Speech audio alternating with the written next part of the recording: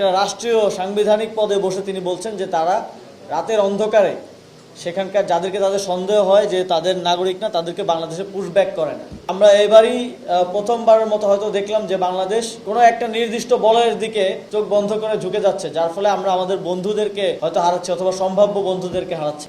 আমরা দেখছি যে খুবই কনসার্নের বিষয়, আমরা দেখছি আমাদের পার্শ্ববর্তী পশ্চিমবঙ্গের নির্বাচনের পর সেখানে নির্বাচনের পরবর্তী সময় আমরা বুলডোজার চলতে দেখছি এবং সেখানকার মুসলমানদের উপর এক ধরনের নৃশংস আক্রমণ এবং হামলা আমরা পর্যবেক্ষণ করছি।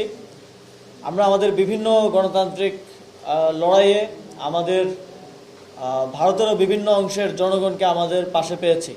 আমরা বিশেষ করে পশ্চিমবঙ্গের অনেকে আমাদের গণতান্ত্রিক লড়াইয়ে বিভিন্ন সময় আমাদের পাশে তাদের বিবৃতি বক্তব্যের মাধ্যমে তাদের সংহতি প্রকাশ করেছেন। আমরাও যখন এনআরসি সিএ আইন করা হয়, পশ্চিমবঙ্গে যখন আন্দোলন হয়, জেএনইউতে যখন আন্দোলন হয়, আমরা তাদেরকে সমর্থন জানিয়েছি।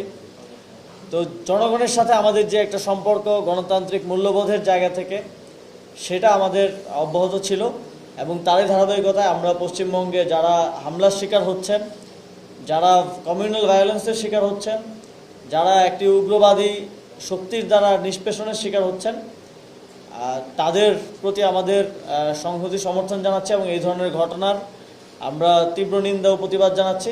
এবং আমরা ইন্টারন্যাশনাল কমিউনিটির কাছেও আহ্বান জানাতে চাই যে আপনারা এই যে হিউম্যান রাইটস ভায়োলেশন হচ্ছে, এটা নিয়ে আরও সচেতনতা প্রয়োজন। এবং আমরা মনে করছি যে এই অঞ্চলের মুসলমানরা তারা নিপীড়নের শিকার হচ্ছেন, তারা কমিউনাল ভায়োলেন্সের শিকার হচ্ছেন শুধুমাত্র ধর্মের পরিচয়ের কারণে। এবং এই আধুনিক বিশ্বে এটা এক ধরনের প্রাচীন বর্বরতার মতো একটা দৃশ্য হয়ে ফুটে উঠছে। এবং আমরা শুনছি যে আসামের যিনি মুখ্যমন্ত্রী তিনি বলেছেন যে তিনি একটা রাষ্ট্রীয় সাংবিধানিক পদে বসে তিনি বলছেন যে তারা রাতের অন্ধকারে সেখানকার যাদেরকে তাদের সন্দেহ হয় যে তাদের নাগরিক না, তাদেরকে বাংলাদেশে পুশব্যাক করে না। এটা অত্যন্ত গর্হিত একটা বক্তব্য, অত্যন্ত সেন্সিটিভ একটা বক্তব্য। একজন যিনি দায়িত্বে বসে থেকে বলছেন যে তারা ইলিগালি পুশব্যাক করেন বাংলাদেশে।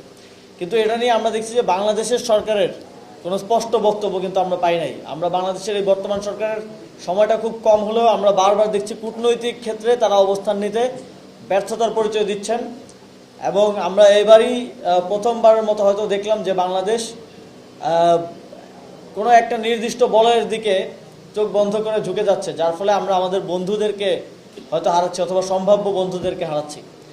আমাদের আহ্বান থাকবে কূটনৈতিক ক্ষেত্রে সরকার আরও শক্তিশালী অবস্থান নেবে এবং বাংলাদেশের স্বার্থকে আগে দেখে, অন্য কোনো দেশের স্বার্থকে না দেখে তারা ভয়েস রেজ করবে এবং ভারতের যারা নিপীড়নের শিকার হচ্ছে রাষ্ট্রীয়ভাবে তাদের পক্ষে দাঁড়াবে।